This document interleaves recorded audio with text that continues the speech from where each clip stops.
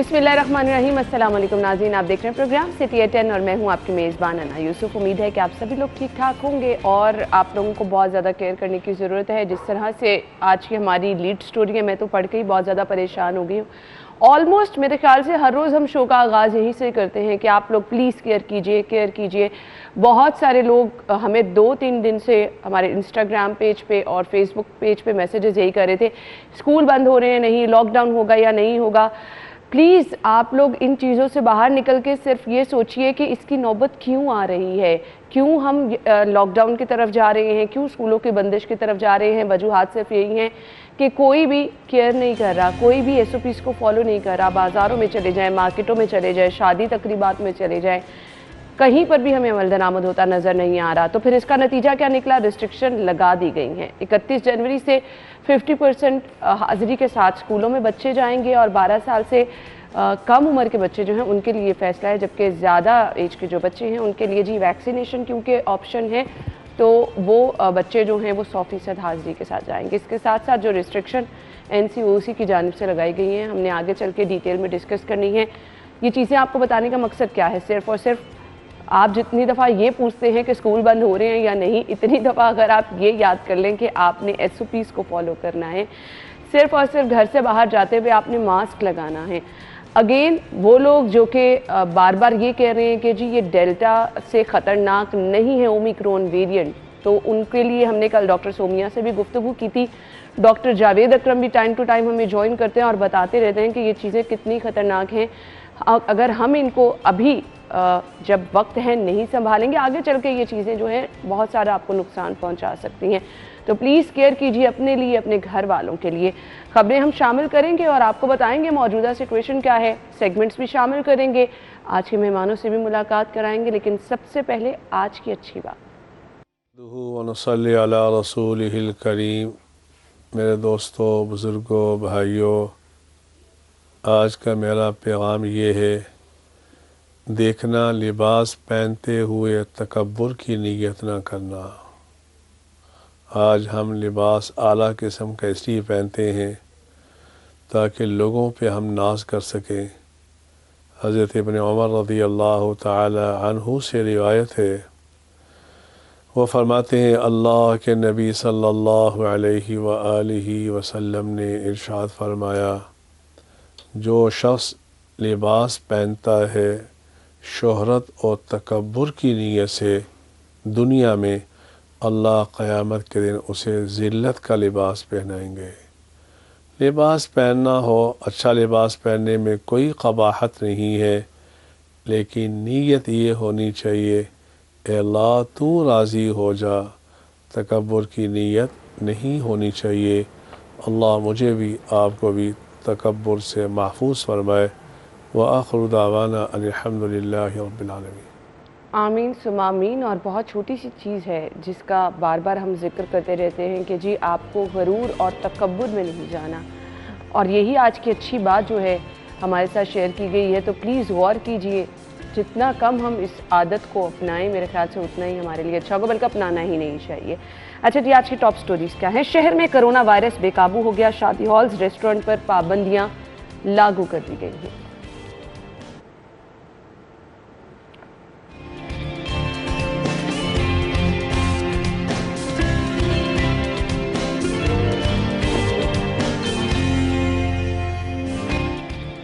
Doctor Yasmin Rashid की mayorship की पेशगोई, party क़यादत के फैसले से यास्मीन राशिद को आगाह कर दिया गया। अब 100 के मोबाइल कार्ड पर सिर्फ 72 रुपए मिलेंगे। हुकूमत ने अवाम पर मोबाइल टैक्स बम गिरा दिया। शहर लाहौर जराइम का गढ़ बनने लगा, घर से मां और 3 बच्चों की गोलियों से छलनी लाशें बरामद। ये आज की खबरें हैं, इन्हें डिटेल में डिस्कस करेंगे, लेकिन इससे पहले जान लेते हैं मौसम आज कैसा है। सर्दी की शिद्दत में इजाफा हो रहा है, धुंध भी आज शहर में थी, मोटरवे भी आपको अपडेट करेंगे क्या सिचुएशन है, एयरपोर्ट की सूरत हाल से भी थोड़ा सा इंतजार आपको करने, आगे चल के प्रोग्राम में हम बताएंगे आपको। लेकिन अभी सबसे पहले जान लेते हैं, बाहर फरीहा मौजूद है। फरीहा बताइए मौसम कैसा है आज और दिन भर कैसा रहेगा, क्या प्रेडिक्शन की गई है? जी है ना, बिल्कुल। अगर आज हम बात करें शहर लाहौर के मौसम के हवाले से, तो लाहौर में सर्दी की जो शिद्दत है उसमें इजाफा देखने को नज़र आ रहा है। तेज़ ठंडी हवाएं चल रही है। महकमा मौसमियात के मुताबिक जो है 5 किलोमीटर फी घंटा की रफ्तार से जो है हवाएं चल रही है, जिससे सर्दी की शिद्दत है जो उसमें मज़ीद इजाफा देखने को नज़र आ रहा है। महकमा मौसमियात के मुताबिक आज बारिश के 70 से 80% जो है वो इम्कान बताए जा रहे हैं, जिसमें सर्दी की जो शिद्दत है उसमें मज़ीद इजाफा देखने को नज़र आएगा। शहर का जो मौजूदा दर्जा हरारत है वो 12 डिग्री सेंटीग्रेड तक रिकॉर्ड किया गया है, जबकि कम से कम दर्जा हरारत जो है वो 9 डिग्री सेंटीग्रेड तक जाने का इम्कान है, जबकि हवा में जो नमी का तनासुब है वो 96% तक रिकॉर्ड किया गया है। महकमा मौसमियात का कहना है कि हफ्ते और इतवार को भी जो है वो बारिश के इम्कान बताए जा रहे हैं, जबकि जो फ़ज़ाई आलूदगी है वो हमें कुछ खासी कम दिखाई नहीं दे रही, जबकि कहा यह जा रहा था कि बारिशें अगर हो जाती है, गुज़िश्ता हफ्ते भी जो है वो बारिशें हुई हैं कि जो फ़ज़ाई आलूदगी है वो बहुत ज़्यादा कम हो जाएगी, लेकिन आज जो शहर की फ़ज़ाई आलूदगी रिकॉर्ड की जा रही है वो 199 है, जो स्टिल शहर लाहौर के वासियों के लिए अनहेल्दी है। इसके लिए हमारे तिब का यही कहना है कि जो शहरी हैं वो गैर ज़रूरतों में अपने घरों से ना निकलें, आउटडोर एक्सरसाइज जो है उससे गुरेज करें और घरों से निकलते वक्त मास्क का इस्तेमाल करें। जी, आउटडोर एक्सरसाइज से गुरेज करें, लेकिन एक्सरसाइज ज़रूर करें। फरीहा ने तो ये कहा है, लेकिन एक्सरसाइज वाकई आपको ज़रूर करनी है। मौसम की सूरत हाल से भी आपको अपडेट कर दिया जी। टॉप स्टोरीज़ की तरफ हमने बढ़ना है, अपनी खबरों को डिटेल में डिस्कस करेंगे। ब्रेक लेते हैं, ब्रेक के बाद ज्वाइन करेंगे, हमारे साथ ही रहिएगा।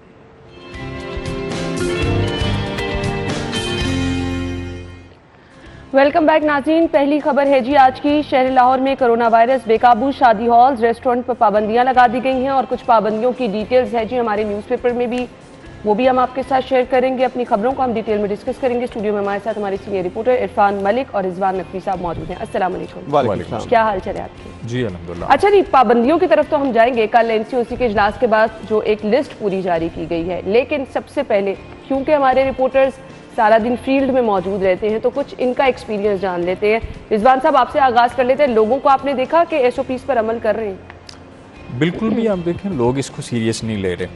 अब शायद लोगों के जहन में ये है कि हम वैक्सीनेटेड हो चुके हैं और अभी ऐसे लोगों की भी बहुत बड़ी तादाद है जिन्होंने वैक्सीनेशन नहीं करवाई है। exactly. और वो अभी भी इसी वो तोहम परस्ती का शिकार हैं या फिर वो जो सुनी सुनाई अफवाहें हैं उन पे अमल कर रहे हैं। और ढेर सारे लोग ऐसे भी हैं शहरों के अंदर भी, चलें जो सब अर्बन एरियाज़ हैं या रूरल एरियाज़ हैं उनकी बात तो आप साइड पे रखें, शहरों के अंदर ऐसे लोग मौजूद हैं जो अभी तक इस चक्कर में हैं कि कहीं से उनका डाटा एंटर हो जाए और उन्हें वैक्सीनेशन ना करानी पड़े। जब शहरों में ये हालात होंगे तो देहातों में आप इससे एक अज्यूम कर सकते हैं वहाँ पे क्या सूरत हाल होगी। वहाँ पे लोग अर्ली अडाप्टर नहीं होते, जब जो भी चीज़ नहीं आती है। और ऑनेस्टली स्पीकिंग मुझे लगता था ये मजाक वाली बात ही है कि लोग कहते हैं 2 साल बाद मर जाना है। मैंने एक्चुअली लोगों को सीरियस ये बात सुनी है कहते हुए कि जिन्होंने वैक्सीनेशन कराई है वो 2 साल बाद मर जाएंगे, सीरियसली। और अभी तक लोग इस माइंडसेट से बाहर नहीं निकल रहे हैं। बिल्कुल ऐसे ही। और फिर आप देखें कि यहाँ पे सरकारी दफातर में मलिक साहब भी जाते हैं, मैं भी जाता हूँ, सारा दिन सरकारी दफातर में आना जाना लगा रहता है। जो सरकारी डिपार्टमेंट्स के लोग होते हैं, ऑफिसर्स होते हैं, वो कंपैरेटिवली इस मुल्क की क्रीम है, पढ़े लिखे लोग हैं और वो राय आमा पे असरअंदाज भी होते हैं। उनकी फैमिलीज़ में भी बातें सुनी जाती हैं, उनकी बात को वेटेज दी जाती है। लेकिन सरकारी दफातर में भी SOPs पे अमल होता हुआ अब नज़र नहीं आता है। लोग इसको सीरियस नहीं ले रहे। शायद जिन लोगों ने वैक्सीनेशन करवा ली है उन्हें यह है कि अब हमें अगर कोरोना होगा तब भी हम सर्वाइव कर जाएंगे। बात ये ठीक है कि उस तरह से उसकी जो आपके ऊपर शिद्दत नहीं होगी, लेकिन उसके बावजूद SOPs पे अमल करना जो है वो बड़ा ज़रूरी है। आप देखें कि आज जिस तरह हमारी ख़बर है कि मियाँ शहबाज शरीफ उन्हें वो कोरोना में मुब्तला हुए, उसके अलावा जो महकमा सेहत के लाहौर के सालार हैं जिन्होंने लीड करना है CO हेल्थ, उन समेत हेल्थ डिपार्टमेंट के बहुत से अफसरान हैं जो कि कोरोना में मुब्तला होकर इस वक्त क्वारंटाइन में हैं। तो अंदाज़ा करें कि ये लोग क्या केयर नहीं कर रहे होंगे अपनी। बिल्कुल, उन्हें तो इन सारी चीज़ों का पता है, SOPs पे किस तरह से अमल करना है और फिर अगर कोरोना होता है तो किस तरह से आपने जो है क्या ट्रीटमेंट लेना है, सारी चीज़ों को जानते हुए उसके बावजूद आप देखें कि उन्होंने ईजी लिया और कहीं ना कहीं तो कुछ गलती हुई कि वो कहीं से उन्होंने कैरी किया कोरोना और अब ये सारे लोग क्वारंटाइन में हैं। तो बड़ी सख्त किस्म की SOPs पे अमल करने की ज़रूरत है, बजाय इसके कि हुकूमत की तरफ से इंतज़ार किया जाए कि हुकूमत पाबंदियाँ आयद करे और लोगों को रेस्ट्रिक्ट करे कि आप ख़ास एरियाज़ में मूव नहीं कर सकते, मार्केट्स बंद की जाएं। जिस तरह आप देखें मौशी तौर पे बहुत ज़्यादा नुकसान हुआ है इससे पहले भी मार्केट्स बंद होने की वजह से, और बच्चों का स्कूल का बहुत ज़्यादा हर्ज हुआ। स्पेशली 2 साल तक बच्चे स्कूल नहीं जा पाए, स्पेशली जो बच्चे अभी जिन्होंने छोटी क्लासेस में अभी एडमिशन लिया था, तो उनको तो बेचारों को समझ ही नहीं आई, ना तो ऑनलाइन क्लासेस ले पा रहे थे, उन्हें समझ नहीं आती थी, उसके साथ उनका जो एक फ्रिक्वेंसी है वो मैच नहीं होती थी। तो बहुत ज़्यादा तालीमी मैदान में भी नुकसान हुआ, मुआशी एतबार से बहुत ज़्यादा लॉस हुआ। तो अभी लोगों को इस पे जो है वो अभी से अपनी रिस्पॉन्सिबिलिटी समझनी है। इरफान, ये जो कल एनसीओसी के फैसले हुए कैसे देखते हैं? ये रिस्ट्रिक्शन क्या इस टाइम पर लगानी ज़रूरी थी? अना देखें, इससे पहले अगर हम बात करें कि इस वक्त जो शहर की सूरत हाल है उस पर 15.2% जो है वो शरह पहुँच चुकी है। ये अलार्मिंग सिचुएशन है और इसकी बढ़ने की वजह मैं समझता हूँ हुकूमत इसकी खुद जिम्मेदार है, क्योंकि आज अपना अखबार आप उठा के देखें तो उसके अंदर आपको वज़ीर आला पंजाब की एक तस्वीर नज़र आती है जिसमें तमाम जो आपके वज़रा, जिसमें आपके चीफ सेक्रेटरी, IG पंजाब और वज़ीर कानून समेत दीगर जो तमाम अफसरान हैं वो मास्क किसी ने नहीं पहना हुआ। ये सूरत हाल होगी, हुकूमत खुद इसको जो है वो सीरियस नहीं लेगी। आप NCOC के इजलास की बात कर रही हैं, इसके अलावा आप वज़ीर आज़म की कभी इजलास उनका देख लें, उसमें कई लोगों ने मास्क नहीं लगाया होता, इवन के खुद वज़ीर आज़म ने नहीं लगाया होता। वज़ीर आला की तस्वीर आपको दिखा दी, इसके अंदर इतने लोगों की गैदरिंग है, किसी ने सोशल डिस्टेंस का ऊपर जो है वो अमल नहीं कर रहे, कोई मास्क नहीं इस्तेमाल कर रहा। तो आप कैसे सोच सकते हैं कि आम पब्लिक जो है, आम पब्लिक वो किस तरह इसको संजीदा लेगी? जैसे रिजवान नकवी साहब ने कहा कि सारे लोग पढ़े लिखे हैं, वहाँ पे इसका जो इम्प्लीमेंट नहीं होता, ये ऊपर से लेकर नीचे तक चीज़ें जो हैं वो ट्रैवल करती हैं। इसी वजह से लोग इसको सीरियस नहीं ले रहे कि हमारे वज़रा जो अपनी मीटिंग्स भी कर रहे हैं, अपने तमाम जो मामलात हैं उनके बगैर SOPs के चल रहे हैं, तो हम SOPs के ऊपर क्यों जो अमल पैरा हों? जब तक ये लोग जो हैं ये खुद जो है इसके ऊपर SOPs के ऊपर अमल पैरा नहीं होंगे, मास्क का इस्तेमाल नहीं करेंगे, सोशल डिस्टेंसिंग नहीं रखेंगे, तब तक ये सोचना कि अवाम जो है वो खुद वैक्सीन भी करवाए और उसके साथ साथ वो इन SOPs के ऊपर अमल करे, तो ये पॉसिबल नहीं है। और यही वजह है कि आपकी कोरोना की जो 5th लेयर है, इसकी तादाद जो है वो एक बड़ी शिद्दत के साथ फैलती जा रही है। और आप देखें कि कई लोगों ने अभी टेस्ट नहीं करवाए। लोग जब भी फ्लू होता है, किसी को बुखार होता है, तो वो कोशिश यही करता है कि मैं खुद घर के अंदर अपने आप को क्वारंटाइन कर लूँ, मैं टेस्ट ना करवाऊँ, क्योंकि मेडिसिन जो है वो रैंडम टेस्टिंग तो अब ये हुकूमत की रिस्पॉन्सिबिलिटी है ना कि देखें 2.5-3 साल हो चुके हैं, हम यही सुनते आ रहे हैं कि हम स्कूलों में जाके, हम यूनिवर्सिटीज़ में जाके, हम घरों में जाके, हम मार्केट में जाके रैंडमली टेस्ट करेंगे, लेकिन अभी तक ये फैसिलिटेशन आपको किसी जगह के ऊपर नज़र नहीं आई। फैसिलिटेशन वहाँ पे नज़र आई जहाँ पे इन्होंने फैसिलिटेशन सेंटर बनाए हैं। कज़ाफ़ी के अंदर बनाया, पहले उसमें बनाया था एक्सपो सेंटर में, या मीनार पाकिस्तान में, इस तरह आपने सेंटर्स बनाए थे, वहाँ पर लोग जाके अपनी टेस्टिंग करवा रहे थे, वहाँ पर भी सहूलियात का फुकदान था। ये चीज़ें अब आपको करने की ज़रूरत है डोर स्टेप के ऊपर जाके। कमिश्नर लाहौर की तरफ से देखिए एक इकदाम उठाया गया कि उन्होंने जहाँ पे वैक्सीन के लिए काम किया, वहीं पे उन्होंने मास्क का कितना बड़ा उन्होंने प्रोजेक्ट इसके ऊपर किया कि उन्होंने बग़ैर किसी हुकूमत की मदद के, बग़ैर किसी हुकूमत के पाई लगे, उन्होंने इतने जो मास्क हैं वो शहर लाहौर के लिए या डिवीज़न के लिए उन्होंने मंगवाए, उनको डिस्ट्रीब्यूट कर रहे हैं। तो इसी तरह बाकी लोगों को भी आगे आना होगा, बाकी लोगों को भी काम करना होगा कि हेल्थ डिपार्टमेंट सिर्फ ये NCOC के इजलास और इस तरह के SOPs हमें शेयर ना करे, उसके साथ इनकी वर्किंग भी नजर आए हमें। बिल्कुल ऐसे ही। अच्छा जी, एक और चीज़ जो कि हमें पता चल रही है मार्केट में, जब हमारे रिपोर्टर्स जा रहे हैं, विजिट कर रहे हैं, नज़ला, ज़ुकाम, बुखार लोगों को कोविड है या नहीं है। ऑल्दो डॉक्टर्स कह रहे हैं कि जिनको ये सिम्टम्स हैं वो ज़रूर अपना टेस्ट कराएं। अब एक बेसिक दवा है पेनाडोल जो कि मार्केट से गायब हो गई है। रिजवान साहब, ये माफिया हमेशा से सरगर्म हो जाता है, अब ऐसा तो नहीं है कि ये मामूली सी दवा जो है या तो ये मार्केट से मुकम्मल गायब हो जाए या फिर इसकी कीमत कई जगहों पर अगर मिल रही है तो वो पैसे ज़्यादा वसूल करें? बिल्कुल ऐसे ही है। आप देखें कि जब भी कोई किसी भी सेक्टर में कोई हुकूमती ऐवानों में बैठे हुए लोग इन्वेस्टमेंट करते हैं, या फिर उन्हें पता होता है कि जी क्या आगे होने जा रहा है, किस चीज़ की जो है वो डिमांड बढ़ने जा रही है, उसकी सप्लाई जो है वो उसको महदूद कर देते हैं और मार्केट में उसकी सप्लाई ना होने की बायस उसकी कीमतें आसमान पे चली जाती हैं।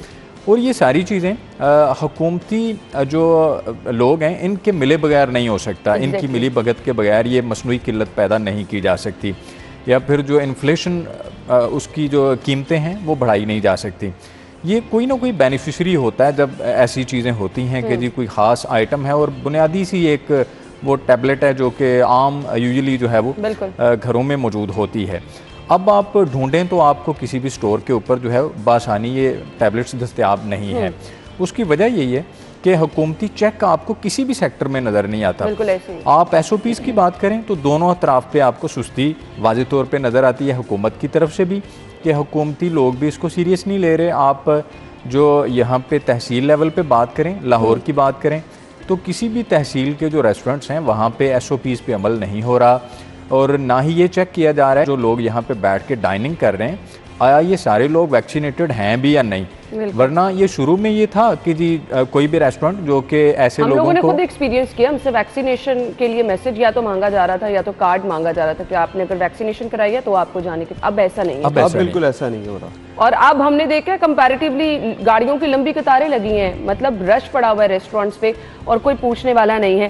खैर अभी अपडेट आई है कोविड की, वो आपके साथ शेयर कर देते हैं क्योंकि रोजाना ये तादाद बढ़ती चली जा रही है। ओमिक्रॉन वेरिएंट के 30 नए केसेस की तस्दीक हुई है और आपको ये भी बताएं कि मजमूई तौर पर ओमिक्रॉन वेरिएंट की कुल तादाद जो है 548 तक जा पहुंची है।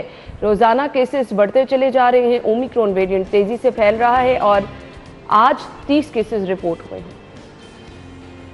शहर में ओमिक्रॉन वेरिएंट के मजीद 30 केसेस रिपोर्ट हुए हैं। मजमूई तौर पर ओमिक्रॉन वेरिएंट की कुल तादाद 548 तक जा पहुंची है। जी तो नाज़रीन, हमने फिलहाल ब्रेक की तरफ जाना है और ब्रेक के बाद हम अगली खबर अपनी डिस्कस करेंगे। आप हमारे साथ ही रहिएगा।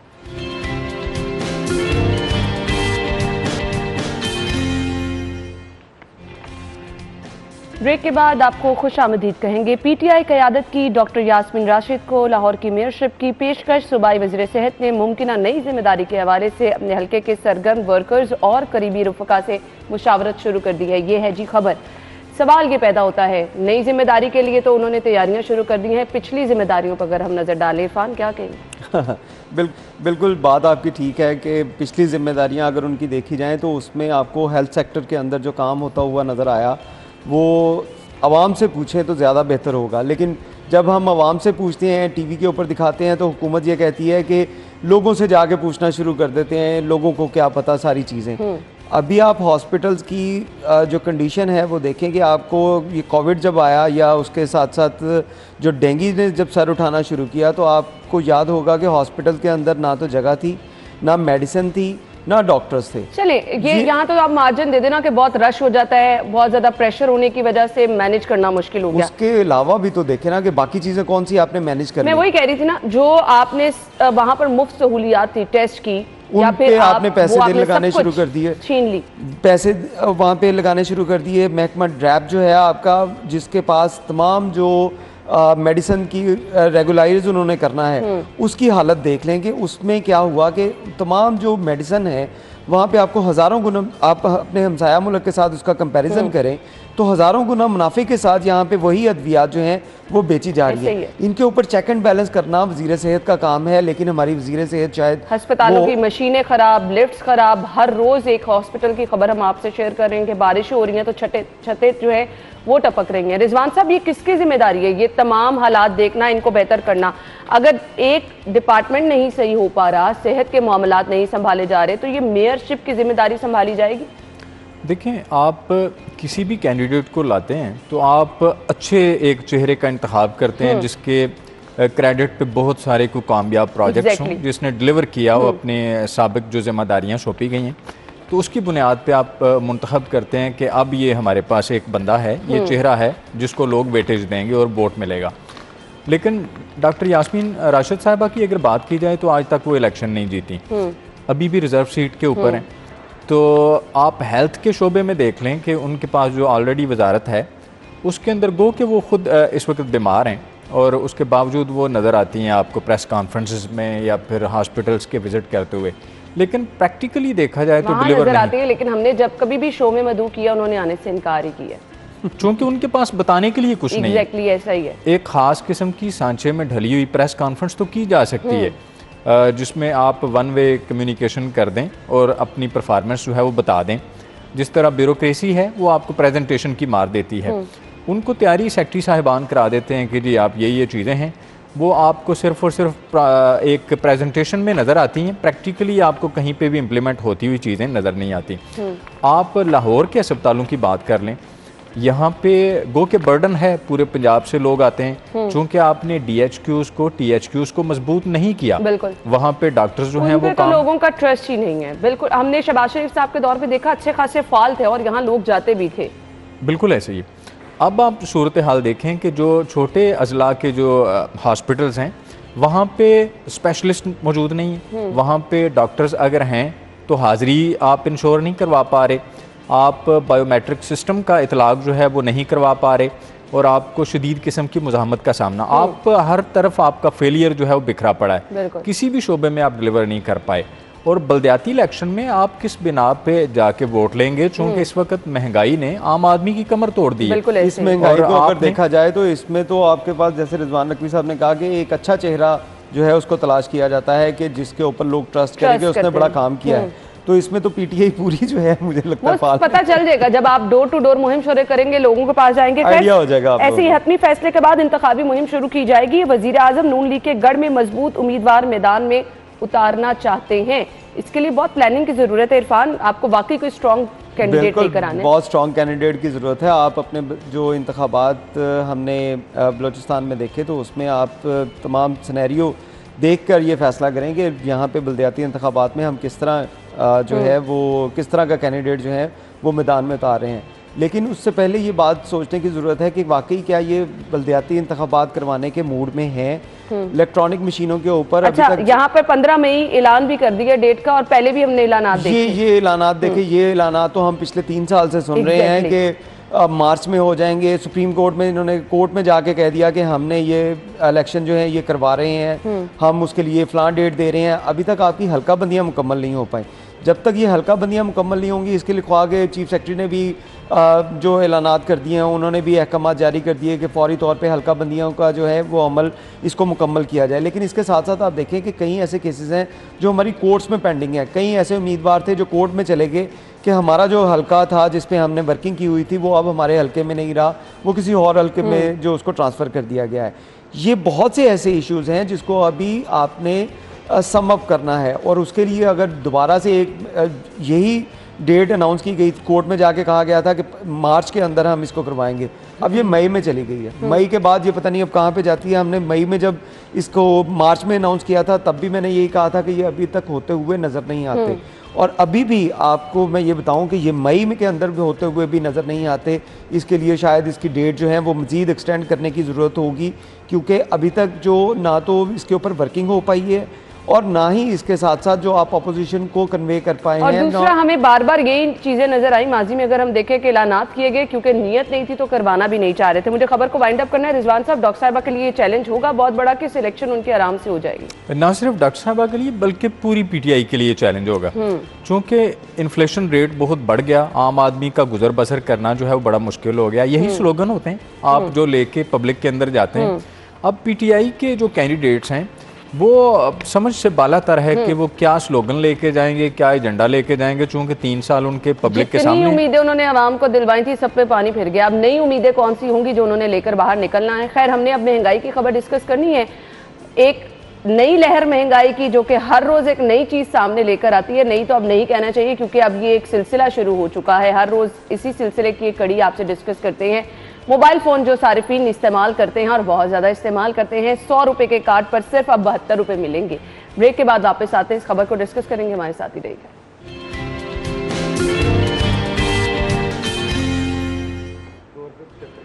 ब्रेक के बाद आपको खुश आमदीद कहेंगे और कुछ चीज़ें जो हम एक्चुअली एक्सपीरियंस अभी कर रहे थे, इरफान साहब अभी शेयर करेंगे कि उन्होंने क्या चेक किया अपने मोबाइल में। 100 रुपये के मोबाइल कार्ड पर 72 रुपये मिलेंगे।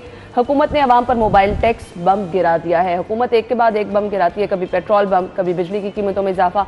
मोबाइल फ़ोन अब हर कोई मेरे ख्याल से खाना खाए ना खाए मोबाइल में कार्ड ज़रूर डलवाता है। क्या कहेंगे इरफान साहब? ना बिल्कुल, पाकिस्तान के अंदर अगर बात की जाए तो एक सर्वे के मुताबिक 5 करोड़ से ज़ायद आपके मोबाइल डिवाइसेस हैं जो लोग यूज़ करते हैं, 5 करोड़ से ज़ायद। और ये तमाम लोग जो हैं वो इसके ऊपर अपनी बुनियादी ज़रूरत बन चुका है। बिल्कुल, आपने किसी से रब्ता करना है, आपने अपने प्यारों के साथ राब्ते में रहना है, तो इसके लिए आपकी ज़रूरत है। आपकी वर्किंग है, वो तमाम की तमाम चीज़ें इसके ऊपर कन्वर्ट हो चुकी हैं। आपने न्यूज़पेपर पढ़ना है तो आप और तो और बात आपके स्कूल कॉलेजेस जो बच्चे जा रहे हैं उनके लिए ऑनलाइन क्लासेस जो हैं ऐसे ही ऑनलाइन बड़ी ज़रूरी होगी। और इसमें जो एक अफसोसनाक चीज़ इस खबर के मुताबिक कि अब आप 100 रुपये का बैलेंस डलवाएंगे तो उस पर पहले जो आपको 77 रुपये मिलते थे, वो मुझे हमें याद है क्योंकि हम अभी भी इसके ऊपर कार्ड जो है वो डलवाते हैं, तो उसमें पहले 77 मिलते थे, अब उसमें भी 5 रुपये का कट लग गया और अब 72 पे 77 पैसे मिलेंगे। लेकिन इसके साथ साथ एक और चीज़ जो इस खबर में शायद नहीं, और अभी हमने एक्सपीरियंस करके देखा कि आप एक नेटवर्क से दूसरे नेटवर्क पर कॉल करेंगे तो वो 3 रुपये 26 पैसे की आपको एक कॉल पड़ेगी, यानी कि कॉल रेट में किया और मुझे ये कहा कि आपकी वजह से मेरे 3 रुपये कट गए। बिल्कुल। और इसमें आप देखेंगे एक कॉल के सेलुलर कंपनीज ने कितने रेट बढ़ा दिए अपने, कि एक कॉल जो पहले 1 रुपया या 1.5 रुपये की कॉल होती थी वो भी अब 3 रुपये 26 पैसे की कॉल जो है वो सेलुलर कंपनीज ने कर दी है। और उसकी वजह यही बताएंगे कि जी डॉलर महंगा हो गया, बाकी चीज़ें महंगी होगी, तो हमने भी सेलुलर कंपनी ने भी अपने रेट बढ़ा दिए। जैसे हमें हर सब्जी वाला भी यही कहता है कि उससे पूछे टमाटर इतने महंगे क्यों हैं, तो वो आपको बता देता है कि जी देखिए जी बाकी चीज़ें नहीं बढ़ गई, तेल नहीं बढ़ गया, बिजली नहीं बढ़ गई, डॉलर नहीं बढ़ गया। तो इसी तरह ये सेलुलर कंपनीज भी यही अब आपको ऐसे ही है। अच्छा जी, बेसिकली जो महंगाई की जाती है, मैं बार बार ये कहती हूँ कि आम आदमी उससे मुतासर होता है। 100 रुपए का कार्ड कौन दिलवाता है जी? आम आदमी दिलवाता है। रिजवान साहब बताइएगा, ये आम आदमी का ही गला क्यों घोंटा जा रहा है? उन्होंने पेट्रोल भी हर रोज डलवाना है अपनी बाइक में, जिन्होंने अपने दफातर में जाना है, कामों को जाना है, मोबाइल कार्ड भी उनको राब्ते के लिए चाहिए। हर वो बुनियादी ज़रूरत जो कि एक आम आदमी से जुड़ी है, उसको जो है उस पर तंग किया जा रहा है बार बार। अब देखें, शौकत तरीन साहब ने ज़िमनी बजट से पहले ये अनाउंस किया था कि मोबाइल कार्ड के ऊपर जो है हम टैक्स नहीं लगाने जा रहे, लेकिन उसके बरक्स हुआ कि उस पर टैक्स लग गया। और आम आदमी की जहाँ तक बात है, आम आदमी पे तमाम जो जुल्म के पहाड़ हैं या जो बोझ है टैक्सेस का, ये इसलिए लादा जाता है चूँकि उसको अपने राइट्स का पता नहीं है। और आप देखें, माचिस की डिब्बी भी अगर आप लेते हैं, हर घर की ज़रूरत है, उसके ऊपर भी आप सेल्स टैक्स दे रहे होते हैं। लेकिन आगे जो बड़े बड़े मैन्युफैक्चरर हैं वो आगे आम आदमी की जेब से निकलवाने के बावजूद आगे सरकारी ख़जाने में उसको जमा भी कराते हैं या नहीं, ये मामला है जिस पे FBR को, टैक्स कलेक्टिंग अथॉरिटीज़ को, एजेंसीज़ को चेक रखने की ज़रूरत है। बिल्कुल। जो बड़े बड़े रिटेल स्टोर्स हैं वो आम आदमी की जेब से तो निकलवा लेते हैं। आप चीनी लेते हैं, आप आटा लेते हैं, दालें लेते हैं, हर चीज़ के ऊपर आप सेल्स टैक्स पे कर रहे हैं, लेकिन वो टैक्स जा कहाँ रहा है? एक तरफ FBR और वजारत ख़जाना ये दावा करती है, क्लेम करती है कि जी हमने टैक्सेस की रिकॉर्ड वसूली की है, हमने जो है पिछले तमाम रिकॉर्ड तोड़ दिए। अगर एक बंदा जिसके अखराजात हों 1.5 लाख रुपए के, वो कहे कि मैं सैलरी ले रहा हूँ 2.5 लाख रुपया, और महीने के एंड पे वो फिर किसी से कर्ज उठा रहा हो, इसका मतलब है कि वो या तो झूठ बोलता है कि मैं 2.5 लाख रुपया सैलरी ले रहा हूँ, या उसके वसाइल जो हैं वो कम हैं और उसके मसाइल ज़्यादा हैं। आप कहते हैं कि जी हमने टैक्स कलेक्शन की मद में जो है रिकॉर्ड रिकवरियाँ की हैं, रिकॉर्ड वसूलियाँ की हैं, तो फिर आपको ज़िमनी बजट लाने की ज़रूरत क्या है? इसका मतलब है कि आप या तो वसूली का निज़ाम जो है आप फज फिगर से काम ले रहे हैं, आप लोगों को सही अदादोशुमार नहीं बता रहे, और लोगों के रिफंड्स रोक लेते हैं अरबों रुपए के, ताकि ख़जाने को भरा हुआ शो किया जाए। वो लोगों के पैसे होते हैं जो आपने वापस करने होते हैं। बिल्कुल। और अगर आप टैक्सेस की बात करें तो हर चीज़ जो है आम आदमी की पहुंच से दूर हो गई है। बिल्कुल। और जहां तक बात होती है जी ऑपोजिशन इस पे क्या रोल करिए, हमें सिर्फ बयानात नजर आते हैं। आज भी हमजा शहबाज की एक स्टेटमेंट मेरे सामने है, हम बैक पेज पे अगर देखें, महंगाई ने जीना मुहाल कर दिया, मुस्लिम लीग नून आवाम की आवाज़ बनेगी।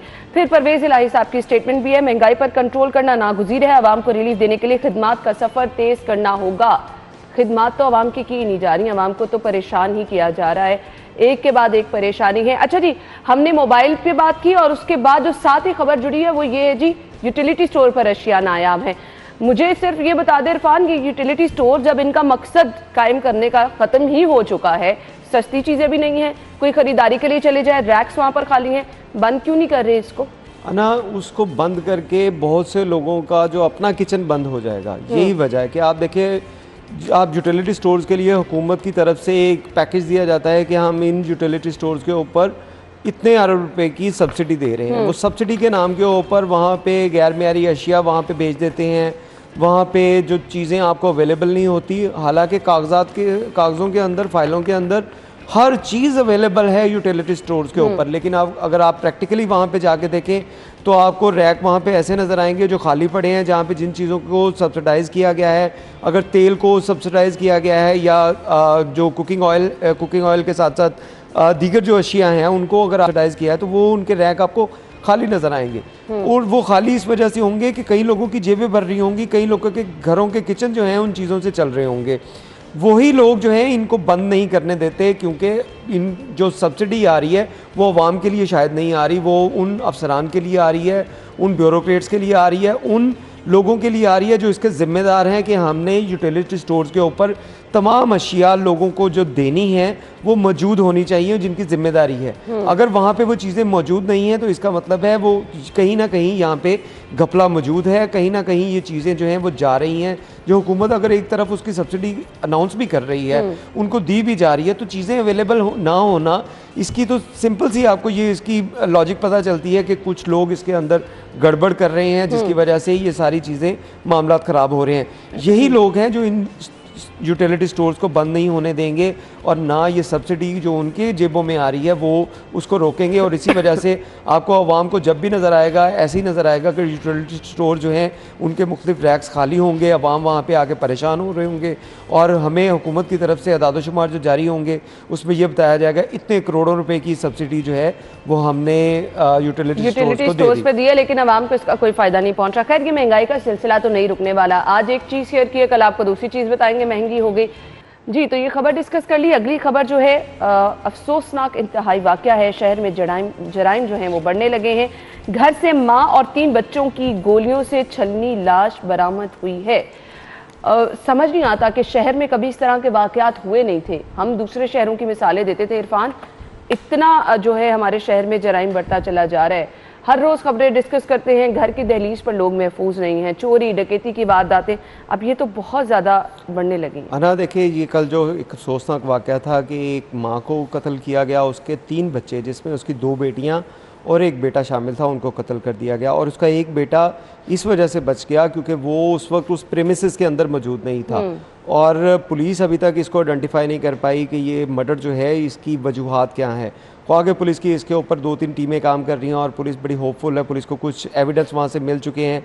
पुलिस कह रही है कि क्लूज़ के ऊपर काम कर रहे हैं, लेकिन ऐसा नहीं हो रहा। लेकिन दूसरी तरफ हम देखें कि डोमेस्टिक इशू जो है ये बहुत बढ़ते जा रहे हैं। जैसे हम बातें कर रहे हैं कि महंगाई बढ़ चुकी है, हर चीज़ जो है महंगी हो रही है, इसी वजह से लोगों की घरेलू जिंदगियां जो हैं वो बहुत मुतासिर हो रही हैं। बिल्कुल। अगर गुज़िश्ता साल की बात की जाए तो गुज़िश्ता साल के अंदर 100 ख़वातीन को कत्ल किया गया और उसमें 50 के करीब ख़वातीन ऐसी थी जो डोमेस्टिक इश्यूज़ के ऊपर उनको कत्ल कर दिया गया। मामूली घर के अंदर लड़ाई झगड़े हुए, लड़ाई झगड़े की ऐसे इरफान वक्त बहुत कम है, मुझे खबर को वाइंड अप करना है। Thank you so much Rizwan साहब, आपके वक्त का भी शुक्रिया। नाज़रीन, हम चलेंगे एक ब्रेक की तरफ, ब्रेक लेंगे और ब्रेक के बाद आप हेडलाइंस जानिए। हम शो में दोबारा हाजिर होंगे, हमारे साथ ही रहिए।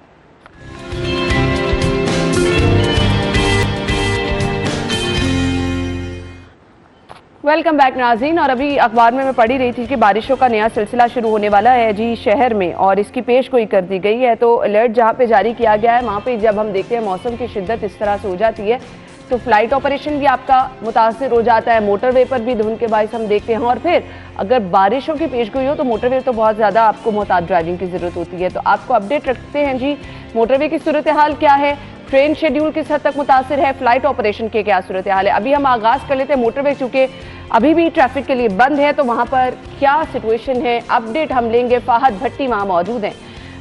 फाहद, बताइएगा मोटरवे पर क्या अपडेट्स है आपके पास, कब तक इसको ट्रैफिक के लिए खोल दिया जाएगा, वो लोग जो कि इंतज़ार कर रहे हैं कि कब मोटरवे ओपन हो, कुछ टाइम बताया जा रहा है? जी देखिए, मोटरवे इंतज़ामिया की जानिब से यही कहा जाता है कि हद निगाह बेहतर होगी या सूरज निकलेगा तो उसके बाद ही मोटरवे को ट्रैफिक के लिए खोला जाएगा। मगर धुंध इतनी ज़्यादा है कि अभी भी 1 से 2 घंटे मज़ीद लग सकते हैं कि मोटरवे को ट्रैफिक के लिए जो है वो खोला जाए। मोटरवे इंतज़ामिया की जानिब से M2 मोटरवे जो लाहौर से इस्लामाबाद जाती है उसे लाहौर से कोट मोमिन तक शदीद धुंध की वजह से बंद किया गया है, जिसे तकरीबन 9 घंटे से ज़ायद गुजर चुके हैं, अभी तक मोटरवे के लिए नहीं खोला गया। जबकि लाहौर से सियालकोट जाने वाली जो मोटरवे है M11 उसे ट्रैफिक के लिए भी मुकम्मल तौर पर जो है वो बंद रखा गया है। तकरीबन 5 से 6 घंटे हो चुके हैं। सियालकोट मोटरवे भी मुकम्मल तौर पर बंद है। मोटरवे बंद होने की वजह से शहरियों को मुश्किलात ज़रूर पेश आ रही हैं। मोटरवे के एंट्री और एग्ज़िट पॉइंट्स जो हैं वहाँ पर शहरियों का, गाड़ियों का काफ़ी ज़्यादा हमें रश देखने को मिल रहा है, जो शहरी मोटरवे खुलने का इंतज़ार कर रहे हैं। मगर उसके साथ ही साथ मोटरवे तर्जुमान, मोटरवे इंतज़ामिया की जानिब से शहरियों को ये हिदायत की जाती है कि शदीद धुंध के मौसम में सफ़र से परहेज़ किया जाए।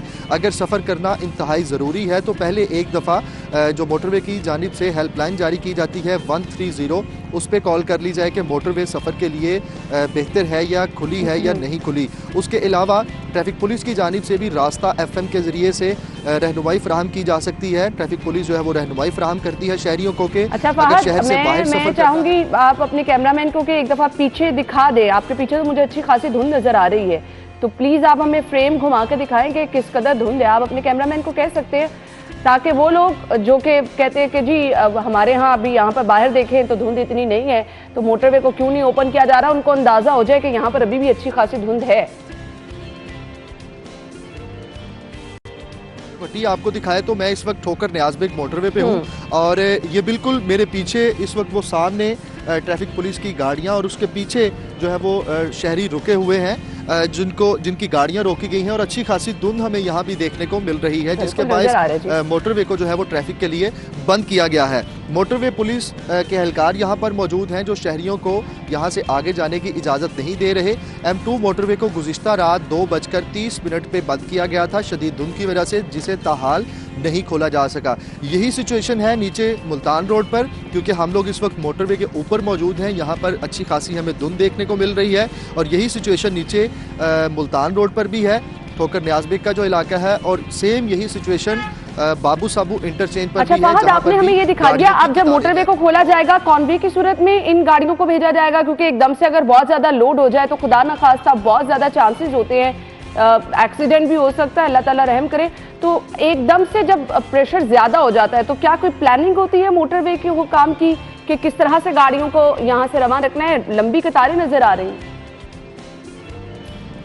बिल्कुल प्लानिंग होती है मोटरवे इंतज़ामिया की जानिब से। कॉन्वे की सूरत में स्टार्टिंग में जो है वो मोटरवे को खोला जाता है ट्रैफिक के लिए। जो शहरी मोटरवे खुलने का इंतज़ार कर रहे होते हैं और मोटरवे को जब ट्रैफिक के लिए खोला जाता है हद निगाह बेहतर होने पर, तो शहरी तेज़ रफ्तारी से सफ़र करते हैं। यही हर कोई चाहता है कि वो अगर इतनी देर से मोटरवे खुलने का इंतज़ार कर रहा है तो जल्द अज जल्द अपनी मंजिल तक पहुँचे। तो इसी के पेश नज़र मोटरवे इंतज़ामिया की जानिब से कॉन्वे की सूरत में ट्रैफिक को जो है वो मोटरवे को ट्रैफिक के लिए खोला जाता है। जैसे ठोकर न्याज़बेग से बाबू साबू तक का जो एरिया है उसे खोला जाएगा, उसके बाद फिर बाबू साबू से आगे रावी टूल प्लाजा तक का जो एरिया है उसे खोला जाएगा, और फिर आहिस्ता आहिस्ता इसी तरह कॉन्वे की सूरत में शहरियों को जाने की इजाज़त दी जाती है। और अगर हद निगाह बिल्कुल बेहतर हो जाती है तो फिर मुकम्मल तौर पर मोटरवे को ट्रैफिक के लिए खोल दिया जाता है। मगर साथ ही साथ मोटरवे खोलने के साथ शहरियों को ये भी हिदायत की जाती हैं मोटरवे इंतज़ामिया की जानिब से कि अगर मोटरवे को ट्रैफिक के लिए खोला गया है हद निगाह बेहतर होने पर तो तेज़ रफ्तारी से खास तौर पर परहेज़ किया जाए, क्योंकि तेज़ रफ्तारी के बायस बहुत से हादसा रूनुमा हो चुके हैं। अच्छा फहद, मुझे फाइनली बता दीजिएगा कोई टाइम फ्रेम दिया गया है कि मोटरवे को कब तक खोल दिया जाएगा? बहुत सारे लोग घर से भी निकलने का प्लान कर रहे होते हैं, तो उनको पता चल जाए कितना टाइम उन्होंने अभी घर में स्टे करना है, फिर उन्होंने मोटरवे की तरफ रुख करना है।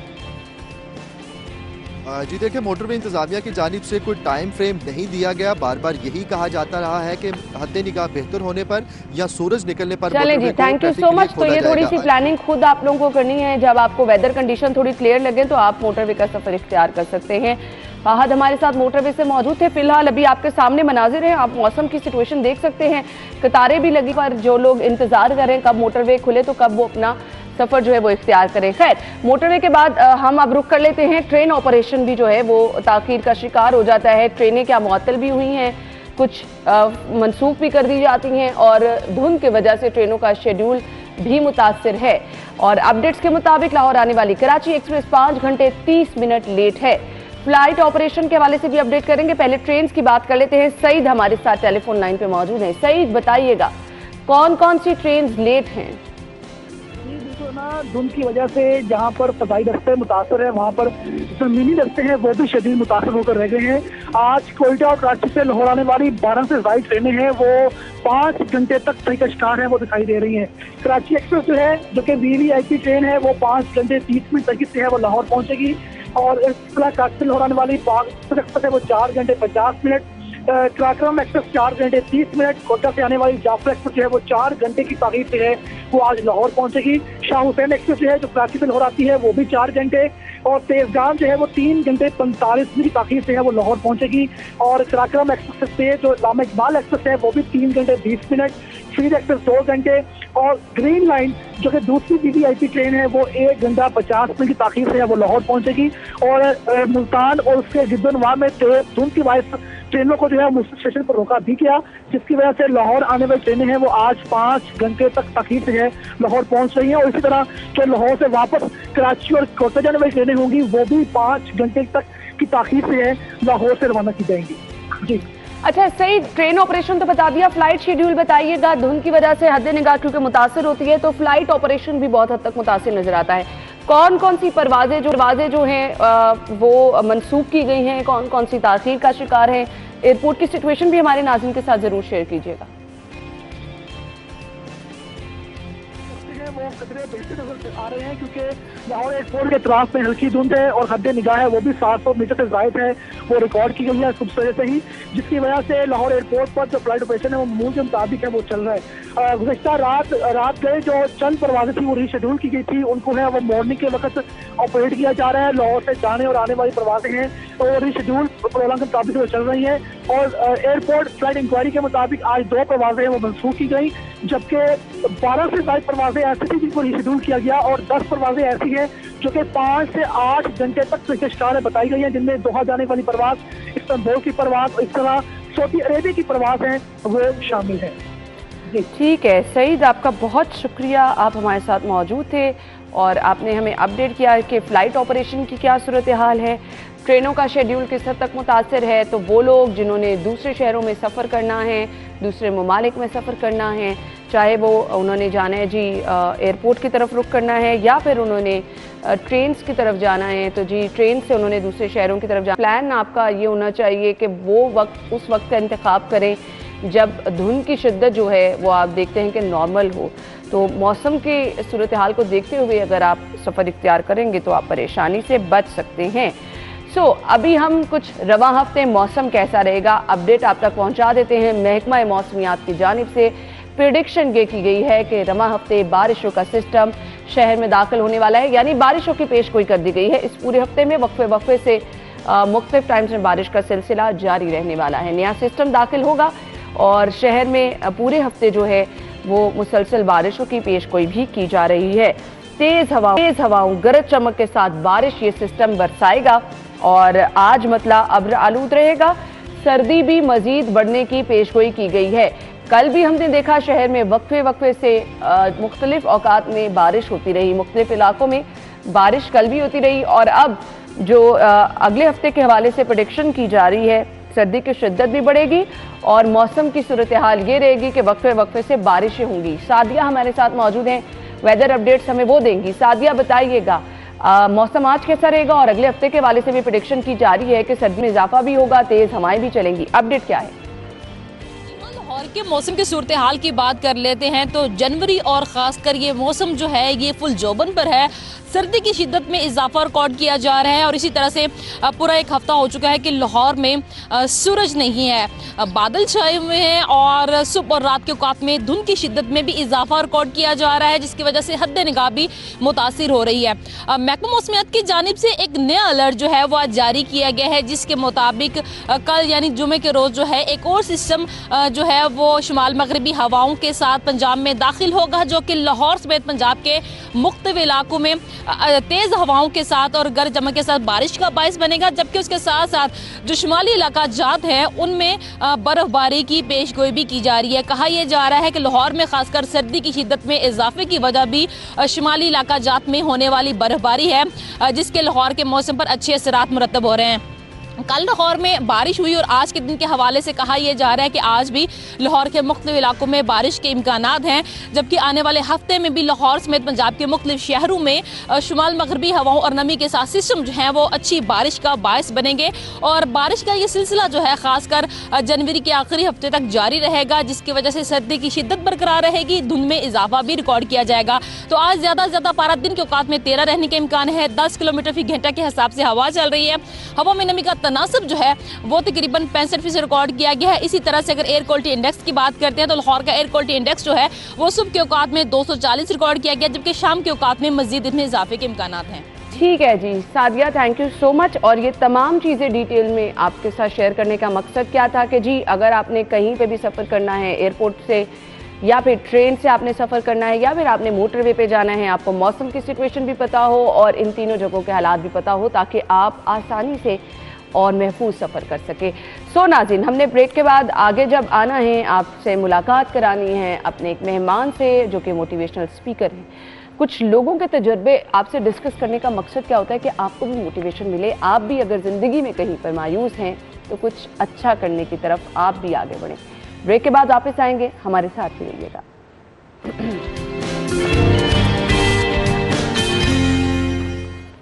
स्टूडियो में आपको एक बार फिर से खुश आमदीद कहेंगे। नाज़रीन, हम अक्सर आपसे बहुत सारी चीज़ें डिस्कस करते रहते हैं, आपको मोटिवेशन दिलाते रहते हैं कि कभी मायूस नहीं होना, मायूसी तो वैसे ही कुफ्र है। अल्लाह ताला कहता है जब मैं मौजूद हूँ, यहाँ पर सुनने वाला हूँ, तो फिर मायूसी कैसी है। और जो लोग खुदा की ज़ात पर भरोसा करते हैं वो आगे निकलते चले जाते हैं।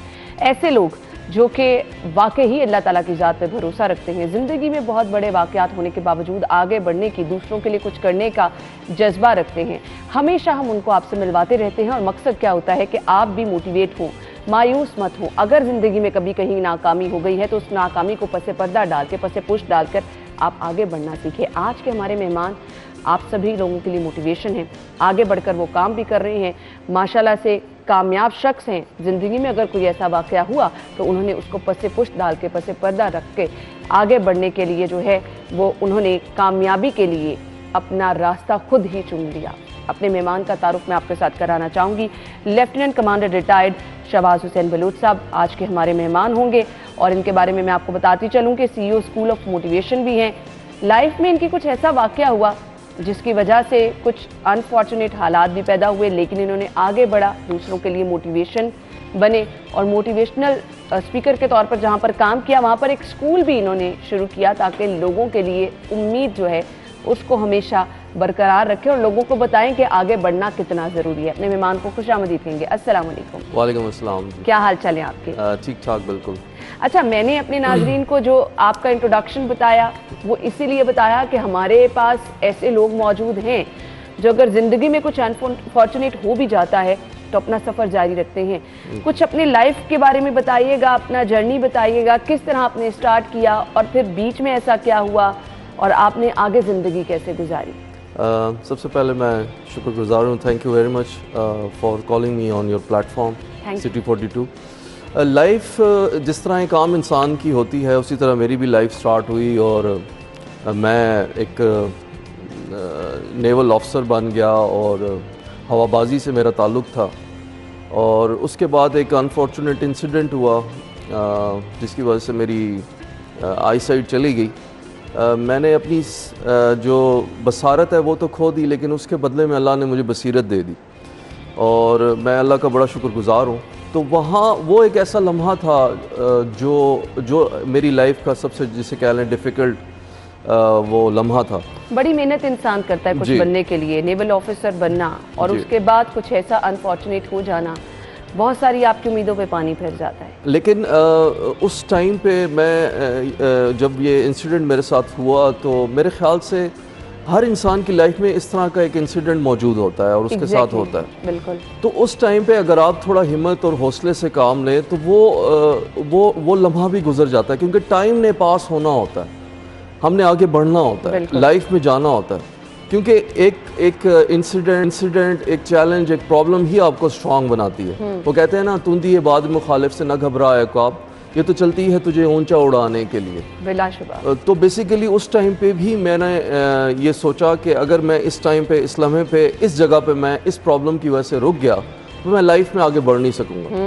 तो इस चीज़ को मैंने पीछे छोड़ा, मैंने एक डिसीजन लिया, मेरे अंदर की एक रेजिलियंस थी कि मैंने इसको फाइट करना है, इस चैलेंज को कबूल करना है, एक्सेप्ट करना है। यही जज्बा हर किसी में होना चाहिए। हर एक के अंदर ये जज्बा होगा तो वो छोटे से छोटा छोड़े, बड़े से बड़े प्रॉब्लम को वो काबू कर सकता है।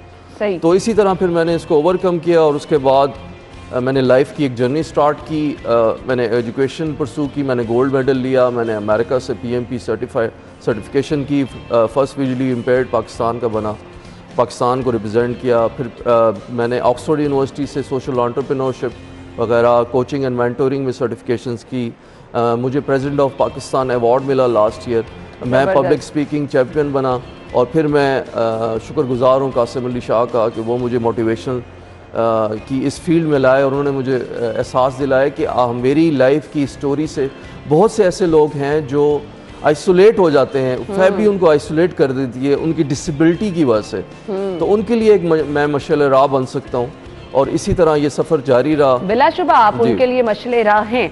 मुझे ये बताएगा ये स्कूल ऑफ मोटिवेशन में आने का ख्याल कैसे आ गया? देखिए ये मेरा एक ड्रीम प्रोजेक्ट था और मैं इस पे तकरीबन पिछले 3-4 साल से काम कर रहा था और मैं सोच रहा था कि एक ऐसा प्लेटफॉर्म हो जिसमें मैं लोगों की लाइफ को चेंज कर सकूं, उनकी लाइफ को ट्रांसफॉर्म कर सकूं। आपको पता है ये बहुत मुश्किल काम है। आजकल के अफरा तफरी के दौर में लोग आगे बढ़ना चाहते हैं, निकलना चाहते हैं, एक दूसरे को देख के हसद, मतलब ये एलिमेंट इतने ज्यादा बन चुके हैं कि लोगों में सब्र नाम की चीज ही नहीं है। तो ये लोगों की लाइफ चेंज करना बहुत बड़ा चैलेंज है। जी हाँ, देखिए ये मुश्किल है लेकिन इम्पॉसिबल नहीं है। एग्जैक्टली। तो अगर आपके पास पैशन हो, विल पावर, डिटर्मिनेशन हो तो नांगा पर्वत क्या और K2 क्या और ये आप पार कर सकते हैं। तो ये बेसिकली मेरे नज़दीक मैंने इस चैलेंज को लिया कि मैं ऐसे लोग जो लाइफ के अंदर हिम्मत हार चुके हैं, एक होप हार चुके हैं, तो उनकी लाइफ में एक ट्रांसफॉर्मेशन लाऊं और चेंज लाऊं ताकि वो एक इर्रिस्पेक्टिव के वो डिसेबल हैं, इर्रिस्पेक्टिव के वो डिफरेंटली एबल मैं इसको कहूँगा और वो एबल हैं और अपनी लाइफ में एक ऐसा वो ऐसे मौके ऐसे मोड़ पे खड़े हैं कि जिससे आगे नहीं जा सकते। तो ये स्कूल ऑफ मोटिवेशन उनकी लाइफ में एक ट्रांसफॉर्मेशन लाएगा थ्रू ट्रेनिंग्स, थ्रू मोटिवेशन और through skill enhancement.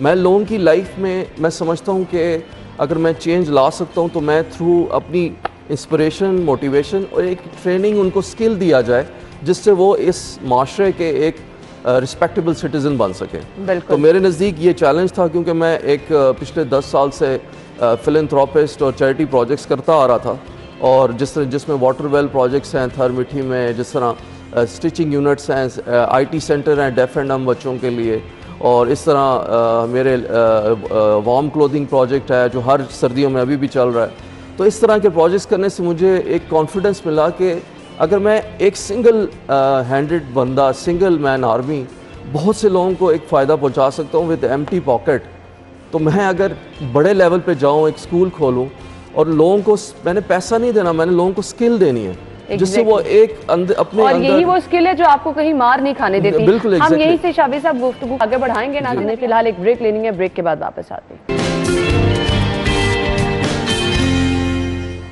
Welcome back नाज़रीन। हमारे साथ स्टूडियो में हमारे मेहमान मौजूद है शाहबाज हुसैन बलूच साहब। हम गुफ्तगू का सिलसिला आगे बढ़ाएंगे। मोटिवेशन किसी को देना, वो शख्स जो कि मायूस हो चुका हो, जो शख्स ज़िंदगी में इतना परेशान हो चुका हो कि कुछ करना भी चाह रहा हो, आगे नहीं बढ़ सकता, मेरे ख्याल से बहुत मुश्किल काम है। कुछ डिफरेंट स्ट्रक्चर इसका आप सामने आना चाहिए, क्या होगा वो? बेसिकली देखें, इट्स मोटिवेशन को भी एक प्लानिंग के थ्रू हम आगे बढ़ा सकते हैं अपनी लाइफ के अंदर। Motivation could be planned. इसके अंदर हम थ्रू ट्रेनिंग्स आप एक ऐसे लोगों को ऊपर लेके आएँ, जैसे फॉर एग्जांपल मैं आपको एक एग्जांपल देखता हूँ। मेरे पास एक ऑफिस में एक मेरा ऑपरेटर था, उसका एक बेटा था, उसकी एज 16 ईयर्स 17 ईयर्स थी और वो उसको ब्लड कैंसर था और वो ब्लड थैलेसीमिया था उसको, और वो रोज़ ब्लड हर हफ्ते चेंज कराता था। तो एक दिन मैंने उससे पूछा, मैंने कहा यार तुम इतने इस एज में तुम्हें कुछ प्रॉब्लम नहीं फील होती? तो ही वॉज क्वाइट हैप्पी।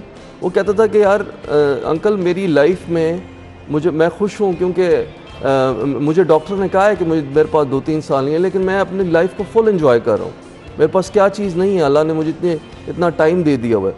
तो उससे मैंने इंस्पिरेशन ली कि देखें आप अपनी लाइफ के अंदर ऐसे लोगों को इन पैरेलल में देखें जिनके पास वो नेमतें नहीं है जो आपके पास है। बिल्कुल आपने सही कहा। तो इस तरीके से हम लाइफ को लेके चल सकते हैं और साथ साथ अपनी लाइफ के अंदर जब आप एक स्किल को इन्हांस करेंगे तो वो आपके कॉन्फिडेंस देगी। अगर आप डिसेबल हैं, नो प्रॉब्लम, मेरी आई साइट चली गई, मुझे कोई मसला नहीं है, मैंने ये सोचा कि ठीक है मेरे हाथ पांव सलामत हैं, मेरा ब्रेन सलामत है, सब कुछ मैं कर सकता हूँ। ये तो सिर्फ एक देखने की कुव्वत ख़त्म हुई है, उसके बदले मुझे सोचने की सलाहियत अल्लाह ने, विज़न मुझे अता फरमा दिया। ज़बरदस्त। तो कहने का मकसद ये है कि हमें सिर्फ पॉजिटिविटी को फोकस करना चाहिए। अगर एक ऐसी सिचुएशन आ जाती है तो उसके दो ही पहलू होते हैं, या नेगेटिव या पॉजिटिव। तो आप अगर पॉजिटिव को फॉलो करें और उसके पे फोकस करें तो you can achieve the unachievable in your life. बिल्कुल। अब मुझे ये बताइएगा, वो लोग जो कि मायूस हैं, कुछ आपसे सीखना चाह रहे हैं, आप अपना मोटिवेशनल एक स्कूल बना रहे हैं, तो कैसे आपसे रब्ता कर सकते हैं? क्या आप वहाँ पे क्लासेस देंगे उन्हें? जी हाँ, स्कूल ऑफ मोटिवेशन मेरा एक चैनल भी मौजूद है, school of motivation by Shahbaz Baloch, और इसकी लॉन्चिंग हमने कर दी हुई है 13 नवंबर को। बेसिकली स्कूल के स्ट्रक्चर अच्छा, बेसिक क्या क्लासेस दी जाती हैं? कैसे लोगों को जो है वो प्रोवोक किया जाता है कि उन्होंने अपने अंदर जो कुछ छुपा है उसको निकालना है? कुछ बहुत सारे लोग हमारी बातें सुन के भी जो है ना वो कुछ अच्छा कर लेंगे। हाँ जी, इसमें थोड़ा सा मैं स्कूल ऑफ मोटिवेशन के स्ट्रक्चर के बारे में आपको बताना चाहता हूँ कि बेसिकली इसके अंदर 4 विंग्स हैं। पहला विंग है मोटिवेशन ट्रेनिंग विंग, जिसमें हम youth empowerment programmes, transgender empowerment programmes, disable empowerment programme और वुमेन एम्पावरमेंट प्रोग्राम्स, और इस तरह के पर्सनल डेवलपमेंट ग्रूमिंग प्रोग्राम्स उसमें होंगे। दूसरा जो विंग है वो लीडरशिप ट्रेनिंग विंग है, जिसके अंदर हम एक skill enhancement programme for able and differently able के लिए हम करेंगे, टीम बिल्डिंग प्रोग्राम्स, और ताकि आपको स्किल मिले। स्किल जब मिलेगी तो आप अपने माशरे के अंदर एक रिस्पेक्टेबल शहरी बन के सामने आएंगे।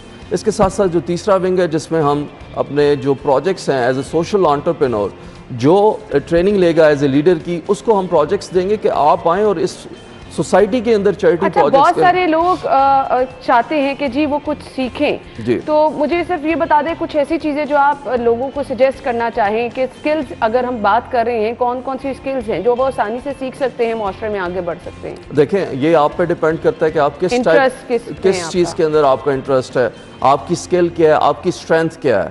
IT के प्रोग्राम्स हैं, लीडरशिप के प्रोग्राम्स हैं, पर्सनल ग्रूमिंग के हैं, ग्राफिक डिज़ाइनिंग के, अगर टेक्निकल की साइड लूँ तो ग्राफिक डिज़ाइन इनके प्रोग्राम्स आ जाते हैं। इस तरह के कई ऐसे प्रोग्राम्स मौजूद हैं, बहुत सारी ऑप्शंस आपके साथ मौजूद है। और मज़े की बात है कि आप घर बैठे बैठे आप एज ए फ्रीलांसर काम कर सकते हैं। और ये टेक्निक्स भी हमने पिछले प्रोग्राम में शेयर की हैं, गुज़िश्ता प्रोग्राम में। शाबाश साहब, आप देखने वालों को मैसेज क्या देना चाहेंगे? देखिए, सबसे मैं सिर्फ यूथ को ये मैसेज देना चाहता हूँ, लोगों को भी, कि अपनी लाइफ के अंदर सिर्फ और सिर्फ टॉलरेंस लाएं, पेशेंस लाएं और पॉजिटिविटी पे फोकस करें।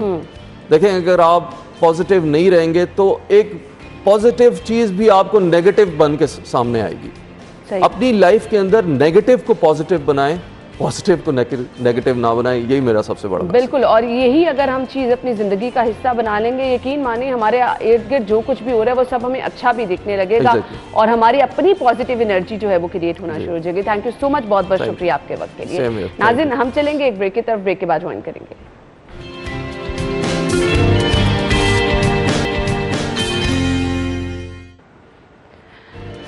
ब्रेक के बाद एक बार फिर से प्रोग्राम में आपको खुशामदीद कहेंगे। प्रोग्राम के हिस्से में हम शामिल करने लगे हैं सेगमेंट्स, और सेगमेंट्स से सबसे पहले है मेरे पास मोबाइल रेट। अगर आप प्लान कर रहे हैं मोबाइल खरीदने का तो हर रोज़ हम डिफरेंट मॉडल्स आपके साथ शेयर करते हैं। आज टेक्नो मोबाइल के हमारे पास मॉडल्स हैं। टेक्नो का मोबाइल है 16 और इसकी कीमत क्या है जी? 33,999 में आप खरीद सकते हैं। टेक्नो कैमॉन 17 प्रो मोबाइल है 31,999 रुपये इसकी कीमत।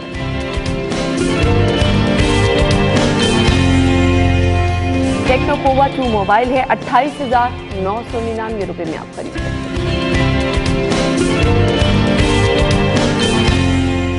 टेक्नो स्पार्क 8 प्रो मोबाइल 24,999 रुपये।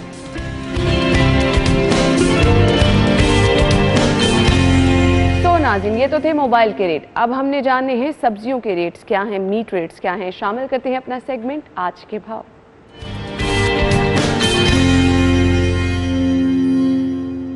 रुमेल इस वक्त बाहर मौजूद हैं, रुमेल की तरफ चलेंगे और सब्जियों की कीमतें हम उनसे जानते हैं। Over to you.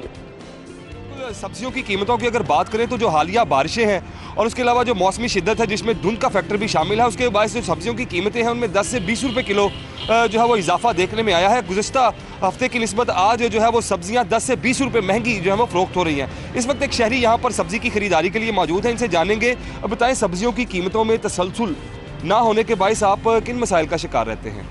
अब देखें ना, ये पहली दफ़ा ऐसा हुआ है कि नॉर्मली ये होता था पिछली जो जितनी भी हुकूमतें आई हैं एक आम आदमी के लिए फ़र्क पड़ता था, लेकिन इस दफ़ा ऐसा हुआ है जब से ये हुकूमत आई है कि आम जो बेहतर पोजीशन में लोग होते थे वो भी काफ़ी इसमें पिस के रह गया। मतलब गरीब आदमी तो पिसा ही है, जो एक मीडियोकर तबका था वो भी इसमें पिस के रह गया।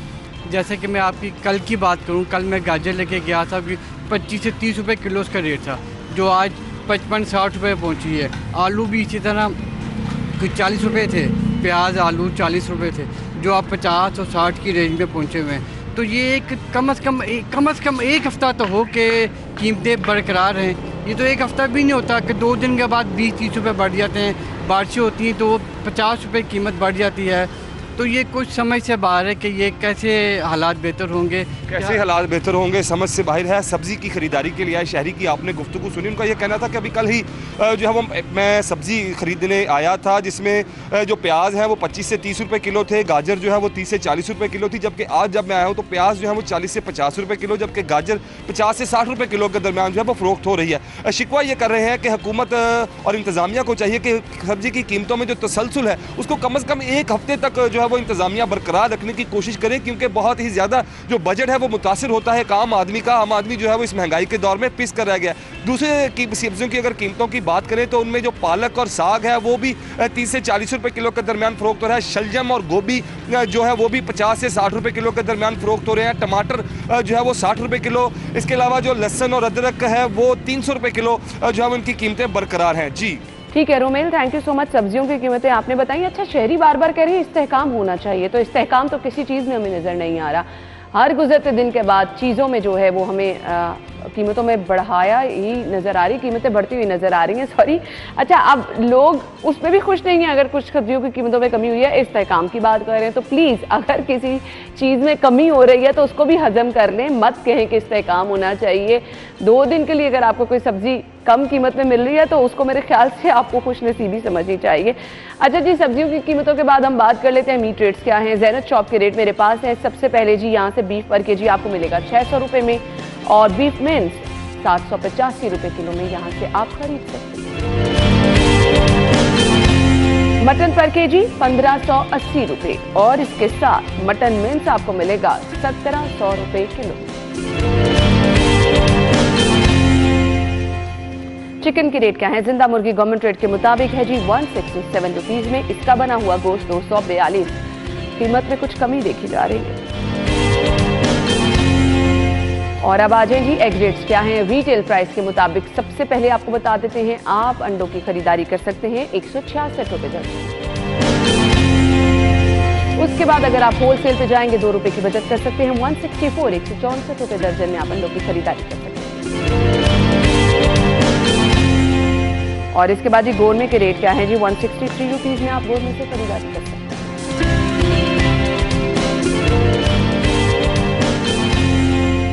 जी, तो ये तो थे हमारे पास रेट्स, आपने जान लिए। आगे बढ़ते हैं, शामिल करते हैं अपना अगला सेगमेंट, बचत बाजार।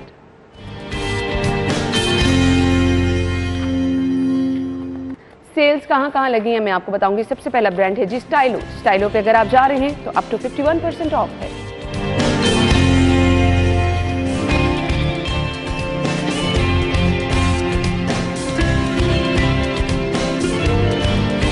ऑफिस पे अगर आप जा रहे हैं तो अप टू 25% ऑफ।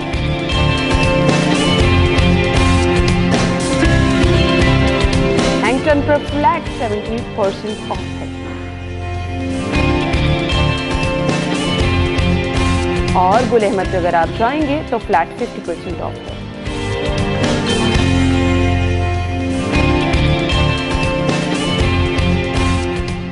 तो नाज़रीन, ये तो थी जी हमारे पास सेल्स जो कि हमने आपके साथ शेयर कर दी। अगर आप प्लान कर रहे हैं कोई मूवी देखने, SOPs को ज़रूर फॉलो करना है। रश वाली जगह पर जाने से गुरेज करें। आपको बहुत ज़्यादा एहतियात की ज़रूरत है। केसेस की शरह जो है वो बढ़ती चली जा रही है हॉस्पिटल्स में। अगेन हमें ये पता चल रहा है कि जी अभी आपको न्यूज़ बुलेटिन में भी डिटेल्स मिलेंगी। बहुत ज़्यादा एहतियात की ज़रूरत। अपना ख्याल रखिएगा। हमें इजाज़त दीजिए। अल्लाह हाफ़िज़।